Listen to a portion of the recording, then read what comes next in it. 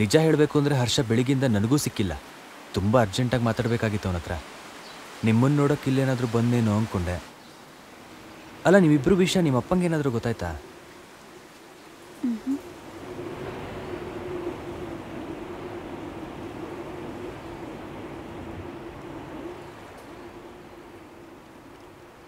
ನಿಮ್ಮ ಮನೇಲಿ ಕೋವಿ ಇದೆಯಾ?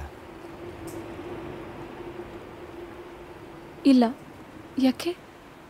ಅದು ನಿಮ್ಮಪ್ಪಂಗೆ ಶಿಕಾರಿ ಆಡೋ ಹುಚ್ಚೇನಾದರೂ ಇದೆಯಾ ಅಂತ ಕೇಳಿದೆ. ಶಿಕಾರಿನ? ಈ ಕಾಲದಲ್ಲೆಲ್ಲ ಶಿಕಾರಿಗೆ ಹೋದರೆ ಅಷ್ಟೆ. ಅದು ನಮ್ಮಪ್ಪ ಕೋವಿನ ಎಡಗೈಲೂ ಮುಟ್ಟಿಲ್ಲ ಅನ್ಸತ್ತೆ. ಸರಿ, ನಾನಿನ್ ಬರ್ತೀನಿ. ಹರ್ಷ ಸಿಕ್ಕಿದ್ರೆ ನಾಳೆ ಸಂಜೆ ಇಲ್ಲಿಗೆ ಬರಕ್ಕೆ ಹೇಳ್ತೀರಾ?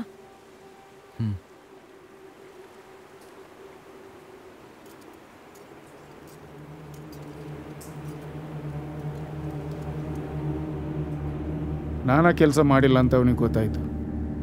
ನನ್ನನ್ನು ಬಿಟ್ಟರೆ ಅಲ್ಲಿದ್ದಿದ್ದು ಶಂಭು ಶೆಟ್ಟರು ಮಾತ್ರ.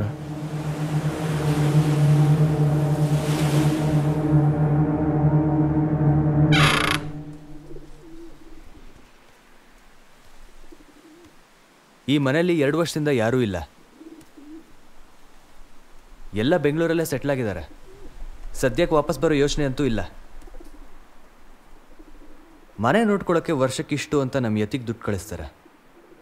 ಅವನಿಗೆ ಕೊಡೋ ದುಡ್ಡಲ್ಲಿ ಅರ್ಧ ದುಡ್ಡು ಕೊಟ್ಟರೆ ಸಾಕು, ಮನೆನ ನಾನೇ ನೋಡ್ಕೊತೀನಿ ಅಂತ ಅವನನ್ನು ಒಪ್ಪಿಸಿ ಮನೆ ಕೀ ತೊಗೊಂಡಿದ್ದೀನಿ.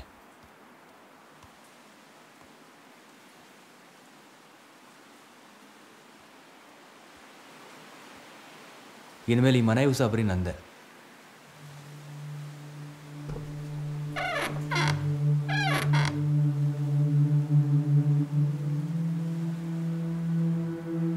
ಇನ್ನೊಂದು ಸ್ವಲ್ಪ ದಿನ ನೀ ಇಲ್ಲೇ ಇರಬೇಕಾಗತ್ತೆ. ಒಂದು 15 ದಿನ, ತಿಂಗಳು.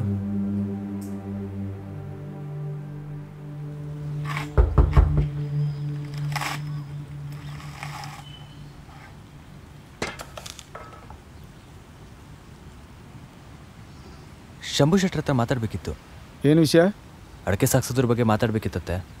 ಬರಕ್ಕೆ ಹೇಳಿದರು. ಅದನ್ನೆಲ್ಲ ನಾನೇ ಮಾಡ್ತಿದ್ನಲ್ಲ. ಅವರೇ ಮಾತಾಡ್ತಾರಂತ. ಸರಿ, ಹೋಗಪ್ಪ.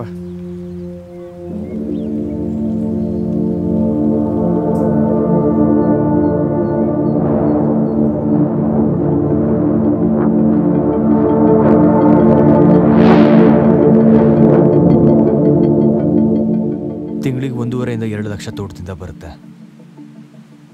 ಇಷ್ಟು ದಿನ ಬಂದಿದ್ದೆಲ್ಲ ಅನಾಥಾಶ್ರಮದ ಹೆಸರಿಗೆ ಹಾಕ್ತಾ ಇದ್ರಂತೆ. ಕೈಯಲ್ಲಿ ಚಿಕ್ಕಾಸು ಇಲ್ಲ.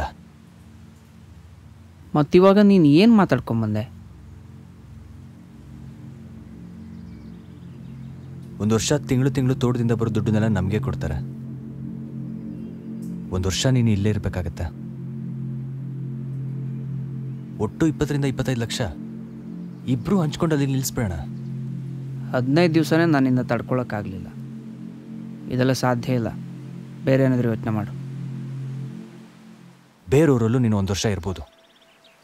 ಆದರೆ ನಿಂಗೆ ಉಮಾ ನೋಡಬೇಕು ಅನ್ಸೋದು, ನೀನು ಅದಕ್ಕೆ ಪ್ರಯತ್ನ ಪಡೋದು, ಊರವರೆಲ್ಲ ನಿನ್ನ ನೋಡೋದು, ಇದ್ಯಾವುದು ಬೇಡ ಅಂತ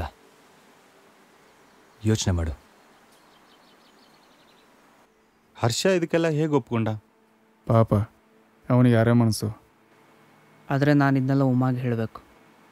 ಬೇಡ, ಯಾರಿಗೂ ಗೊತ್ತಾಗೋದು ಬೇಡ. ಈ ಥರ ವಿಷಯ ಬೇಗ ಒಬ್ಬರಿಂದ ಒಬ್ಬರಿಗೆ ಹರಡುತ್ತೆ.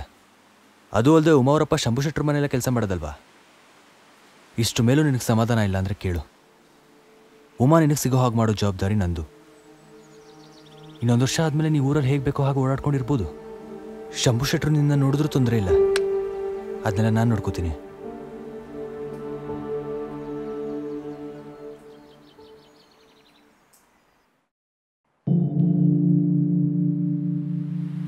ನಿಮ್ಮ ಈ ಮಾತನ್ನು ಒಪ್ಪೋದು ಕಷ್ಟ ಅನ್ಸೋದಪ್ಪ.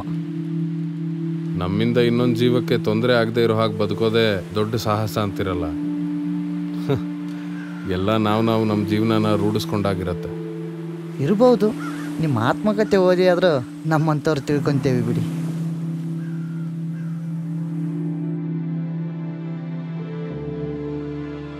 ಯಜಮಾನ್ರೆ, ಊಟಕ್ಕೆ ಬನ್ನಿ. ಹರಿ, ಯಜಮಾನ್ರೆ, ಈ ತಿಂಗಳಿಂದ ತೋಟದ ಫಸಲು ಮಾರಿದ ದುಡ್ಡನ್ನು ನನಗೆ ತಂದ್ಕೊಡು. ಮತ್ತೆ ಅನಾಥಾಶ್ರಮಕ್ಕೆ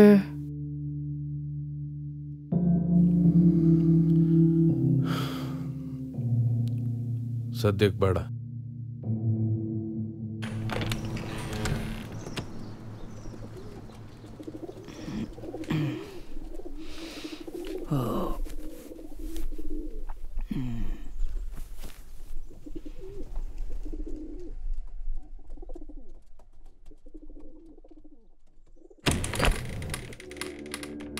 ಯಾರಿಗೂ ಯಾವ ರೀತಿಯೂ ಅನುಮಾನ ಬರಬಾರ್ದು.